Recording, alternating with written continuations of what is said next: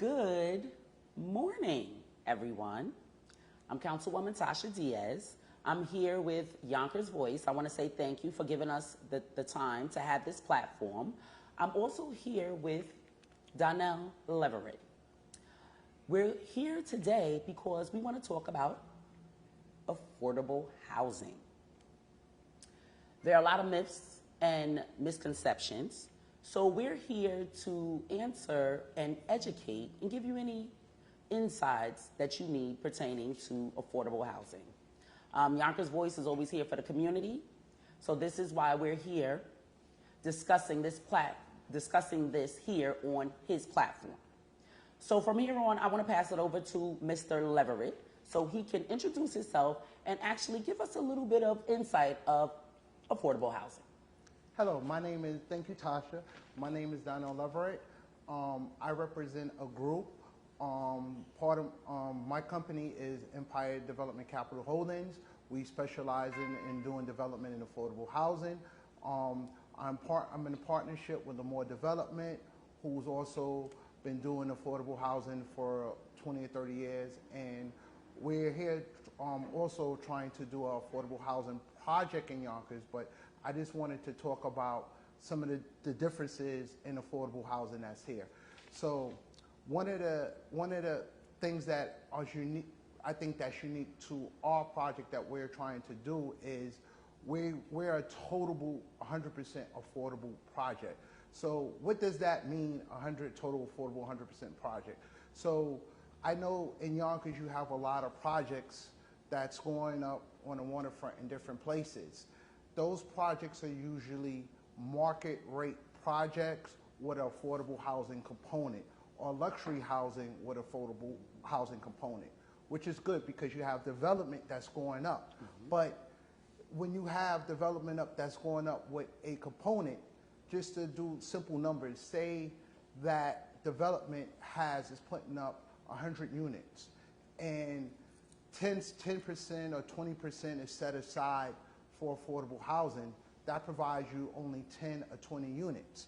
Now, 10 or 20 units as out of a 100-unit building, whereas when we do a project, we're doing 177 units. 177 units are total affordable. Now, I also would like to talk about affordability because that's a big range to people. So, affordable. When we usually talk about affordable, just to put it in number sense, we're usually talking about incomes ranging from $25,000 to around $100,000, $110,000. So when you do these type projects, I'm just going to use some words to familiarize people with.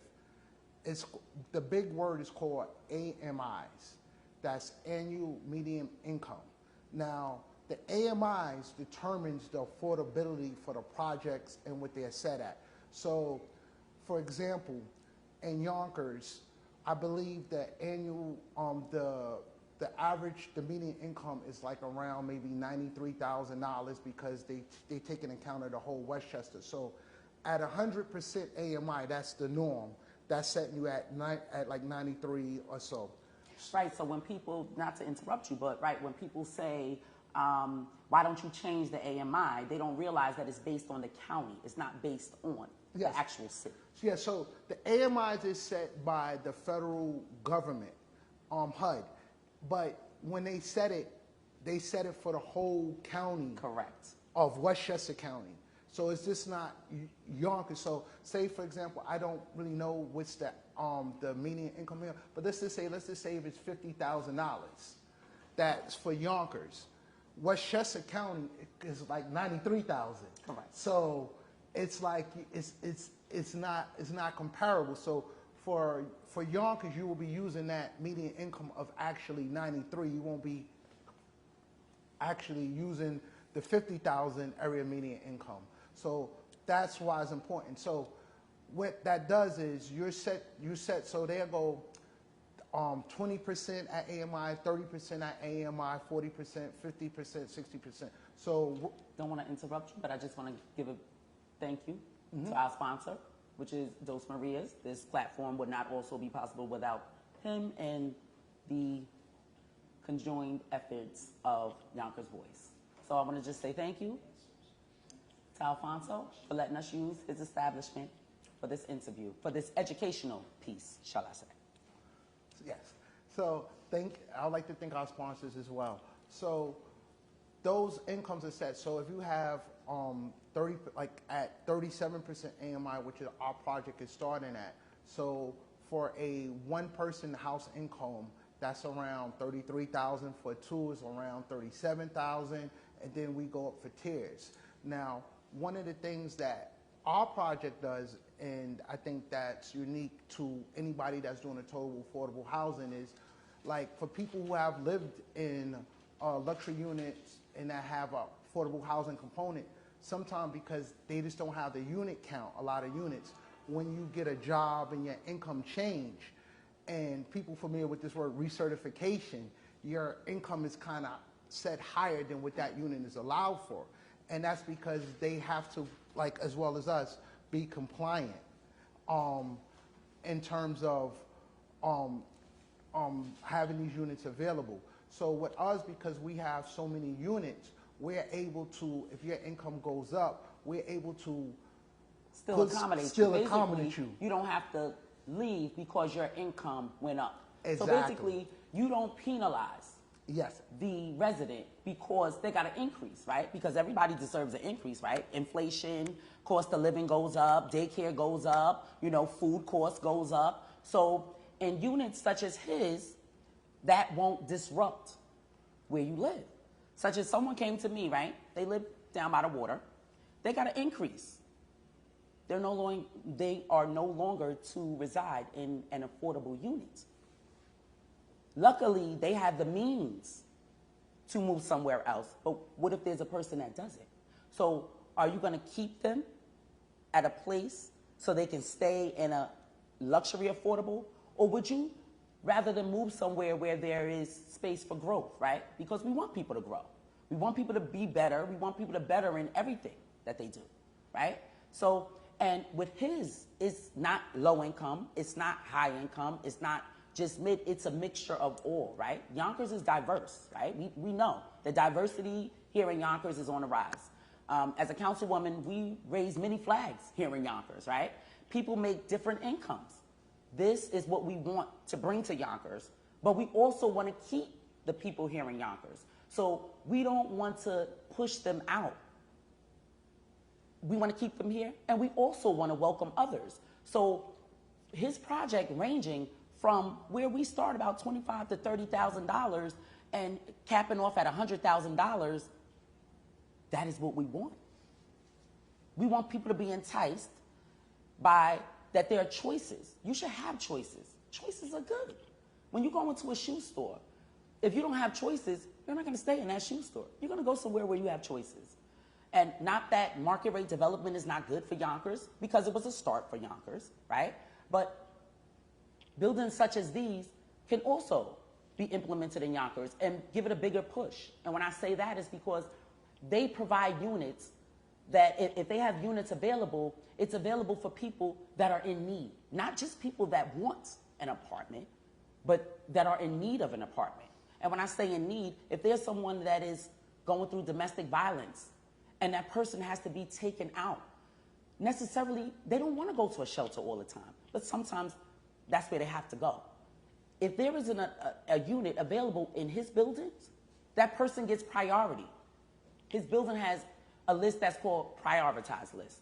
So if you have someone that is a senior and there's stairs in their building with no elevator and they can't utilize that apartment anymore, this is where he comes in. When you have people that have multiple children, where you want areas with green space and security and things, this is where he comes in. The way his building is designed where there's certain kinds of, things that he put into the project that he really didn't have to do. But per se, like, who likes to be stuck behind that garbage truck in the morning time, right? Nobody. But in his plan, he made it to where there is a place where the garbage can go in and get picked up and it won't affect you.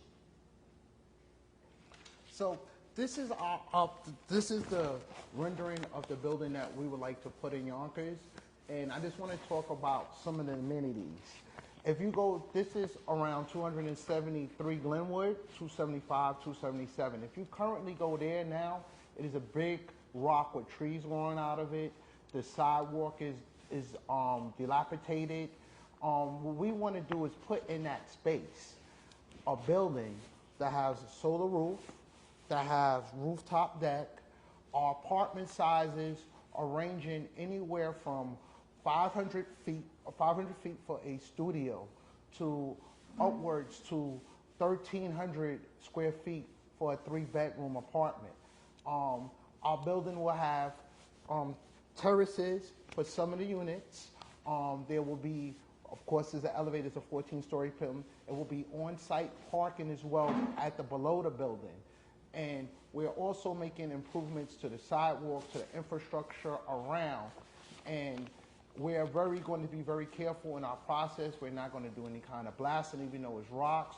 We're going to drill the rock down, then we're going to underpin them, and then continue to drill them down, and then underpin them again. And they need to understand that is where a lot of your monies go in, yes, right? So, because when developments come in, a lot of them do it quick, they blast, and sometimes people get cracks in the walls and things like that. We want to treat this project with a little bit of TLC. Yes. So we're going to come in, we're going to chip away. Well, he's going to come in, his company's going to chip away, but that also chips away into his budget. So so explain that. So let me go into some of the differences between market rate and affordable to get an understanding of budget. So when you do market rate or luxury units, the premises is basically you find a site that you can develop. It's called this thing called a pro forma. You run your numbers basically saying, how much is this going to cost for me to develop? How much is going to cost for me to run this building? What can I charge the rents at? So since you can charge the rents at market rate, or you can get luxury housing from those rents, carry your mortgage, it carries your your building expenses, your maintenance. When we do our projects of affordable housing, the money that we make from rent is not sufficient to carry a building or to build a building. So we are very subsidy based. Mm-hmm. We rely very much on what's called low income tax credits, or LIHTC. So, and I'm gonna come back to that because that's a very important word. Yes. We also require a lot of bonds and some private money, but most of it is federal money, is local money, is state money, is county money that goes into our projects. And when we do our projects, and whenever you do, currently when you do a tax credit, a LIHTC project, it's basically, it guarantees the rent levels or low income housing for 30 years. So basically what you have to do is you sign an agreement with the government. It runs for 15 years, but you can't opt out of it for 15 years. You have to re-opt again for another 15 years into it, so which makes it a 30-year deal. Right. The reason why it runs to 15 years is at 15 years you can take a look at it and say, did we cover enough for our expenses? Do we need some more money? Do the building needs repairs? So you can re-opt into it again and get repairs. That's not to cut you off, but that's where I come in at, right? So when people said affordable housing, this is the kind of affordable housing that I talked about. This is the kind of affordable housing that I lived in. This is the kind of affordable housing that has housed my family for over 50 years. That is what I call affordable, right? We want to give people things that are good, that are sustainable. So when people complain that they can't fix up a project, here it is. The monies will be given to his project in the next 10, 15 years to upgrade those apartments. These are the kind of housings that we need. People don't hear a lot about this housing, right? This housing was bought back years before I was even thought about. But my grandmother, my grandparents, my mom, they got the opportunity to opt into those kind of apartments.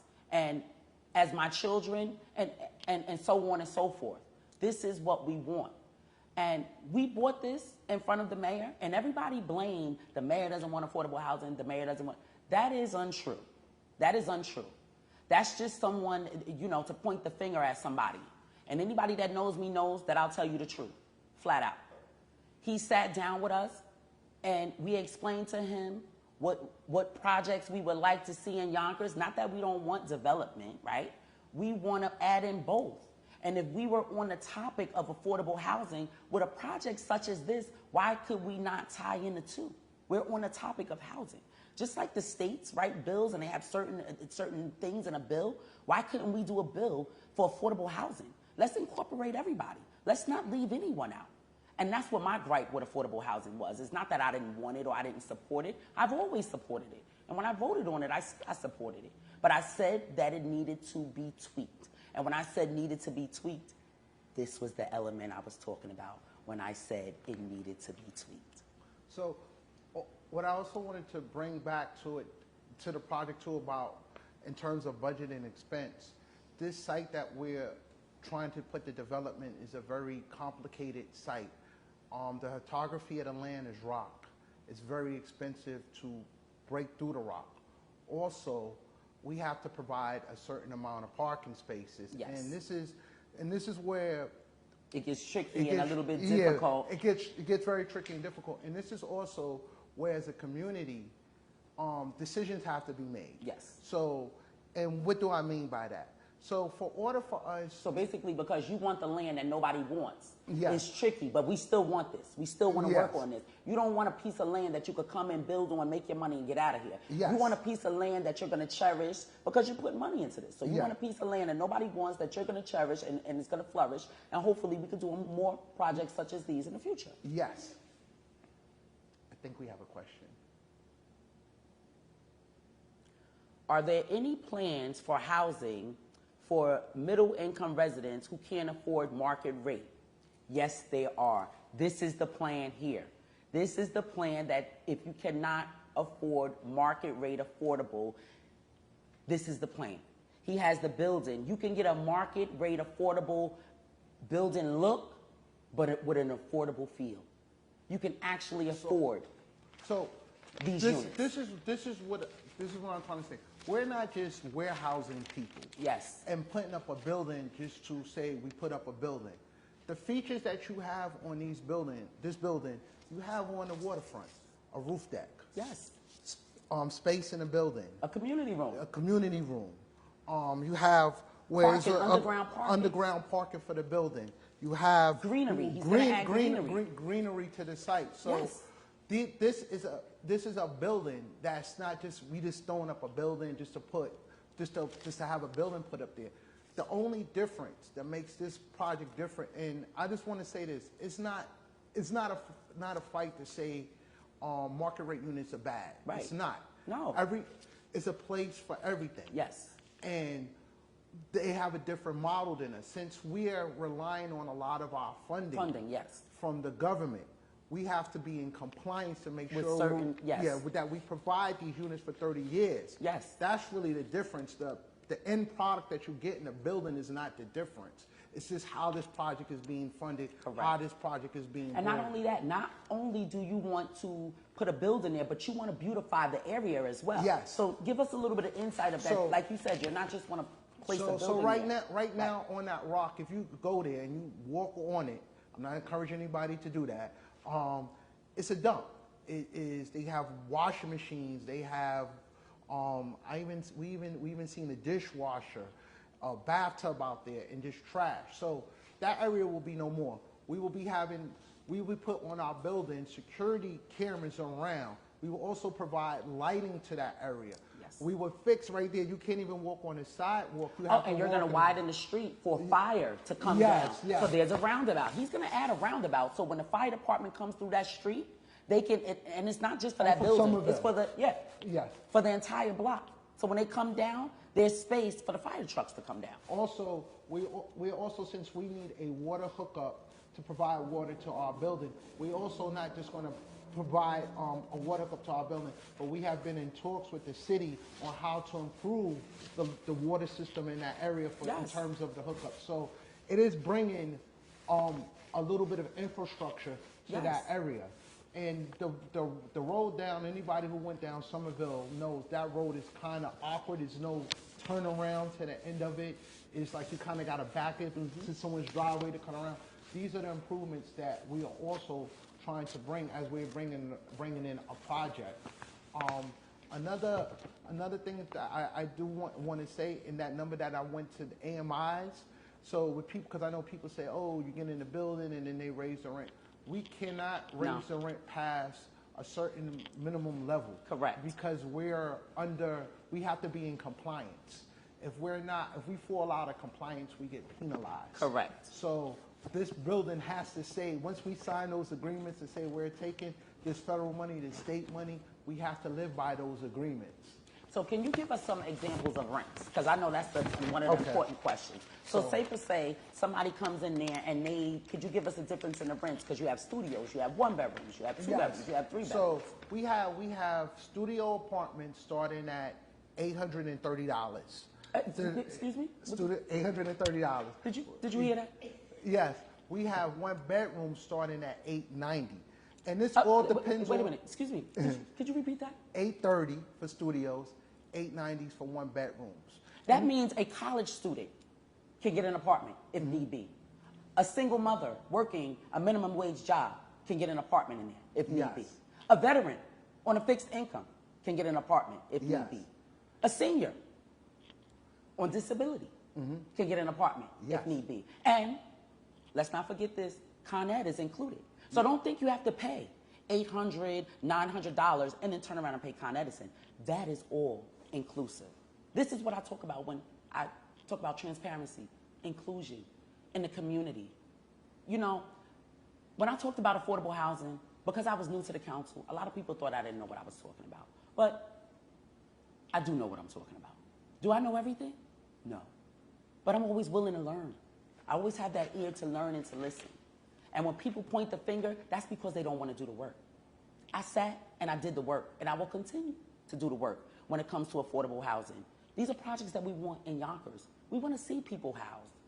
You know, we want to see people be able to come and live good and have security and have parking, and their children can go out and play. There's a community room where people can congregate, and safety. This is what we want. And also revitalization. We want to bring this to our community. This is something that's needed.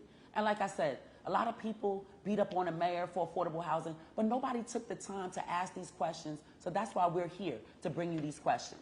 Because we've had these talks with the mayor, and you don't know him, I don't know you. We met in a meeting, and you can let them know what the mayor's talks was about this. He didn't give us any pushback. Yes, the mayor is giving us the support that we need to continue. And let me just, before I take the next question, I just want to just say one other thing that's very important to affordable housing. We are not only, as much as we're dependent on the subsidy money to get this project going, we are very dependent on the mayor, your council people for the locals, for the support, because we have issues with the project in terms that we have to meet in terms of zoning requirements, parking requirements, setback requirements, and these are the things that we have been working with City Council, with the Mayor's office. And I just want to give a quick shout out. Tasha has been very progressive about trying to get this project going. And without her, I wouldn't be sitting here talking. Without the mayor, definitely without the mayor's support. I also want to thank the other city council people for who I went to and presented the project, who's been very helpful. Yes. Like Panana, I'm saying her name correctly? Corazon Pineda. Corazon Pineda. I didn't sit in the meetings, but he sat with them and he told me that my colleagues were in support of this. So on live camera, I'm going to say thank you. Yes, because I'm a team player. Yes. You know, I play for the team. Yes, Shanae Williams, who's been very helpful with us in trying to get the project guided through. Also, I'm so bad with names, please forgive me. John Rubo, that we have met. So I just want to say that the city council has been very helpful with this project, and without Tasha, without the mayor. And Lou Albano. And Lou, how can I forget? Let me give I just want to give a super shout out to city planning. Yes. Especially Lou, Frank, and Zach. Yes. I mean, we pay homage. No. I'm tell a joke.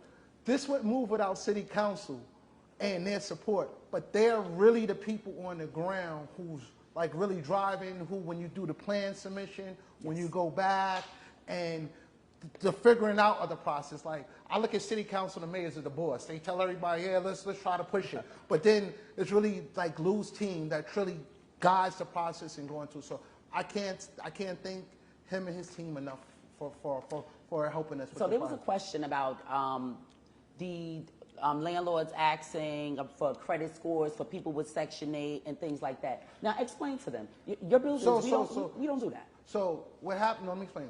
What happens in our buildings, because we are funders orientated. Our funders mandate that we do credit checks and all of that, but we don't have to abide by those credit checks because we are owners of the building. Correct. And what we're trying to do here, and you have to look at it from our developer's perspective. We're coming into Yonkers trying to do affordable housing. We're also saying to Yonkers, we want to show you that this project works. We want to do more affordable housing.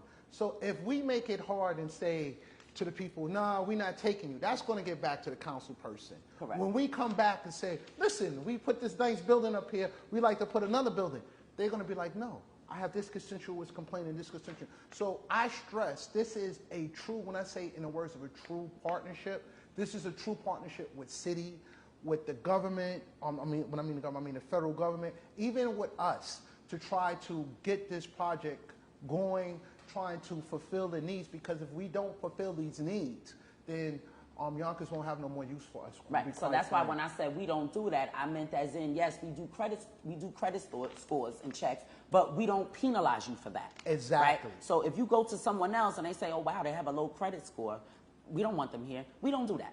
Those are the people we want, right? The next step I think I suggest is that we should have some kind of programs in place where we help people enhance their credit scores if need be.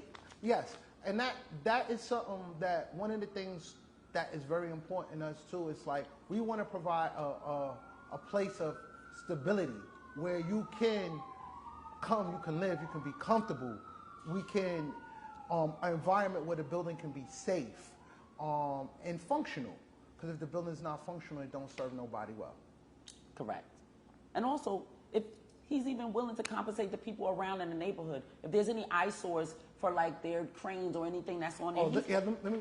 So, and this is one of the things too I wanted to discuss, like one of the realities of affordable housing in this project. Because we're getting so much money and the site is complicated, we have to do what I call a high unit count. So in other words, it's like McDonald's. McDonald's don't make too much money off of one Big Mac, but they make a lot of money because they sell 1 million Big Macs. So it's the same principle for us. We have to have volume. So with that volume comes problems. So one of the issues is that since we're providing 177 units, it comes how our building is going to cause a burden on parking. We're trying to offset that with 138 units, but the fact of the matter, we cannot, due to the site being complicated, the rock, we have to make other compensations because when we put our building, we have to block some of the residents with a crane.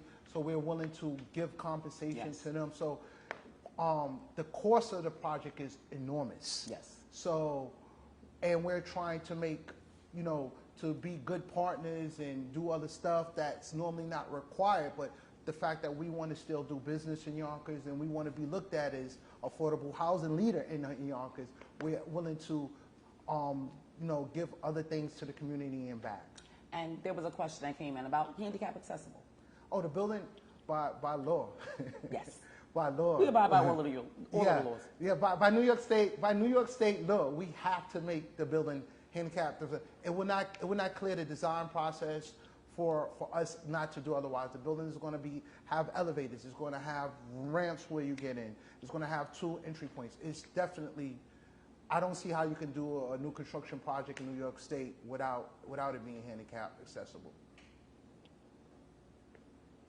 So with that being said, I mean, if we get any further questions, we could always come back and revisit. But I think you touched a lot of key points when we talk about affordable housing. And I think you also changed the narrative when people think that the mayor is not on board. It's not that the mayor is not on board. Like he said, it complicates a lot of things when it comes down to parking and variances and certain things of that and funding and certain things. So we're working together to try to make this project happen. If this project happens, which I'm going to fight tooth and nail, it's in my district. I ran on affordable housing And this is what I meant when I said affordable housing. We got a lot of buildings that are going up in the waterfront. I'm not against those. It's development. It's bringing new people, new things to Yonkers. But we want to make it more inclusive. We want to broaden our horizons. We want to make it to where everybody's included. We want to make sure that people get good living at good prices, and it doesn't cost you either your entire paycheck or astronomical numbers to make sure that you have good housing. I want to thank Rue again, Yonkers Voice. I want to thank Dos Maria. I want to thank the mayor for actually sitting down and having these conversations. I want to thank Lou Albano and his team for sitting down with us and having these conversations. I want to once again thank my colleagues on the council for sitting down and having these conversations. I want to thank Nader Sage for actually sitting down, because we overlap in that district, for sitting down and having these conversations. I want to thank Darnell for coming out. Mr. Leverett, yes, I just want to say thank you, because you have educated the community, and now there are probably going to be a lot of talks and a lot of things, so we'll probably be back. If Rule have us back, we'll probably be back to go to part 2 if we need to.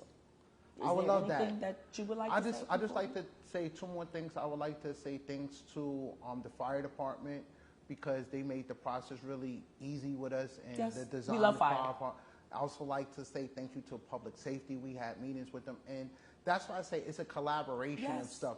When we first came to the city, we started with a 12-story building. To make everything work, it went to a 14-story building. And then the city suggested a lot of different things that was helpful to the design process, and we're still working with the city through the design process so that we can give you the best building we can give you, and everybody's on board. The one thing I do want to stress, all this is a partnership, and all of this is great energies being spent to try to get this project on. That's all. Thank you. Thank you.